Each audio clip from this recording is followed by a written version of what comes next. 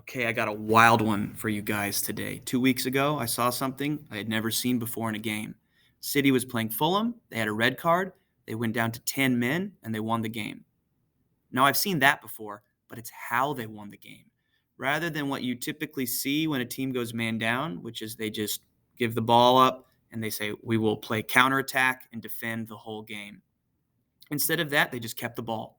They dominated possession, they pressed, and they had more opportunities. How did they do it? In short, they just took the CDM out of the equation. Rodri, he went back and played center back for most of the game.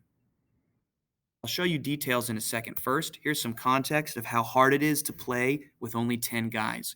Here are two games last year, City versus Arsenal. Arsenal, they're pretty good at keeping the ball. Game on the left was just a normal game, 11v11. City got the best of them, more shots, but possession is kind of equal. Take a look at the game on the right. This is where Arsenal got a first half red card and City just dominated. 25 shots to 1.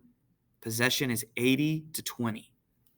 Okay. Here's a game City played versus Wolves where City had a red card in the first 10 minutes. This was from 2 years ago. Wolves, they kind of dominated. 21 shots to 7. Even though City was able to get 2 counterattack goals, just too much control, too many shots, and typically when you're man down, all of the defenders have to run, cover more ground, and they get really, really tired. Here's the game from 2 weeks ago. If you didn't know that City were down to 10 men, you would think this was just a normal game. Possession is 70-30, 16 shots to 4. How did they do it? First, they changed how they attacked. And this was to be expected.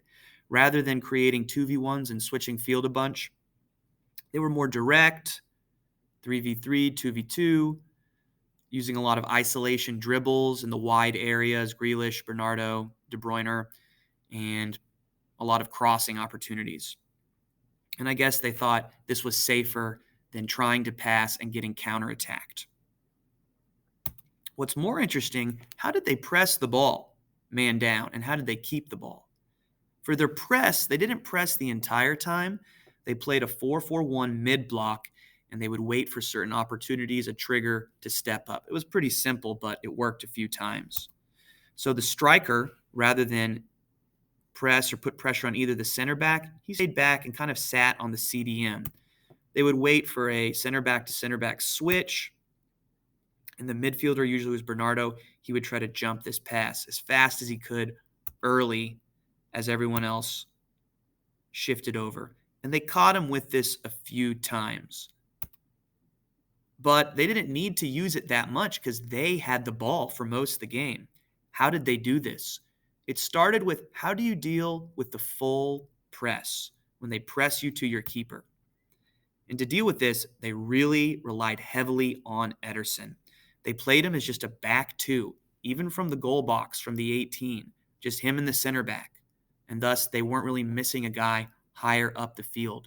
He was able to find a free player a lot, and Fulham just said, all right, we'll just fall back for most of the game into our 4-4-2 mid-block, and we'll just try to counter City. That was their original plan. How did City deal with this? I saw 2 main looks. Here's the first one. I call it 3-0-6, no pivot. They just played with no pivot. No one was there. And to make this doable, they dropped either Bernardo or De Bruyne into the back 3 with the center backs. I'm thinking they used their best ball carrier back there because he doesn't have the safety of the pivot anymore to wall pass if he needs to. He has to solve problems on his own, maybe use the dribble a little bit, and probably pick a more difficult pass. So they allocated their kind of best players there in possession. Sometimes Rodri would go up to the middle, and they'd be in kind of a 3-1-5. But this left them with another problem in that they didn't inherently overload the other team. Typically what they do is they create an overload on one side, and then they'll just bring the ball up and shift it to the underload where there's more time and space on the ball. They couldn't do this, so they had to play even faster before help defenders could arrive and defend, or they would sometimes just shift everyone almost over to one side of the field and create this crazy all overload where they couldn't switch out of. I have some examples, and Rodri, he was the one coming up to do it. Okay, versus the full press, this is what you normally see, albeit with a CDN, 1 or 2 right there. Instead of this, Ederson went out to the left and just played as a back 2. Just this. But often he was good enough to find Gundogan with space between the lines, and they weren't really playing it around with it too much. They never really lost it in the back, maybe 1 or 2 bad moments, but that was it. They were so successful that Fulham just fell back into their 4-4-2 mid-block.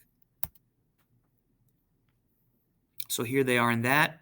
Obviously, the keeper can't come 50 yards out and contribute now. So truly we are man down here, 10 versus 9 in the middle of the field.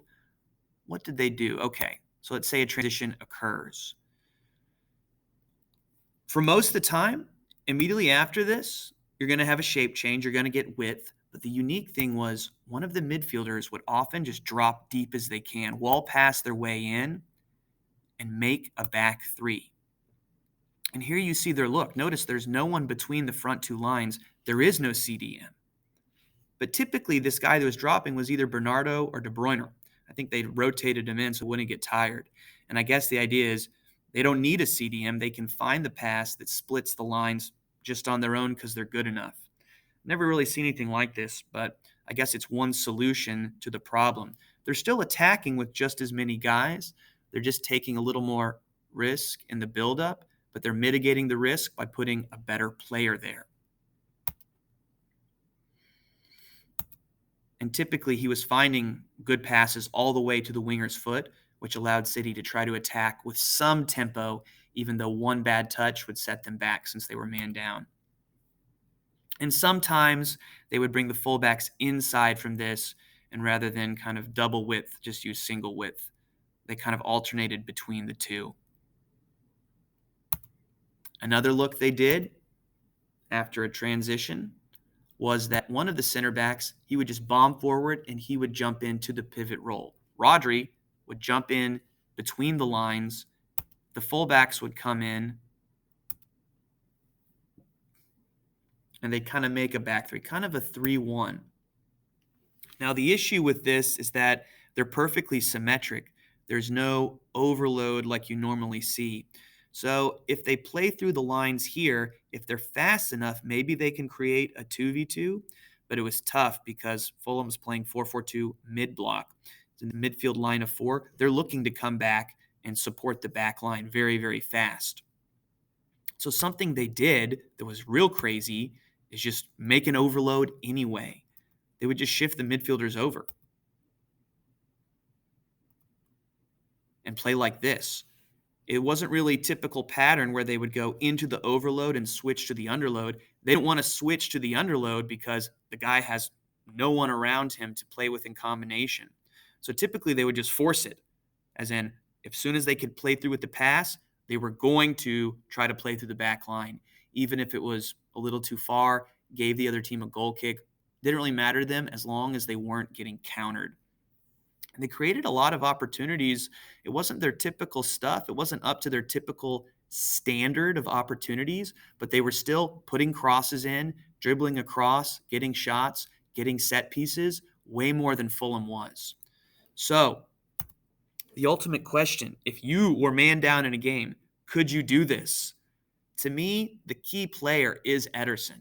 If you have a keeper that can basically be the field player, then going man down is not as big a deal if you can play that back 2 rather than the typical back 3 that people have to play. If he can find players in space, or if he draws pressure himself, pass his way out of that, you can maybe make it work. Other than that, having midfielders that can drop low maybe can make it so you can play without the pivot, even though that's risky. And obviously, if you have attacking players that are just good in 1v1s and you don't even try any really thing other than 1v1 to just lower the risk of the counterattack. All right.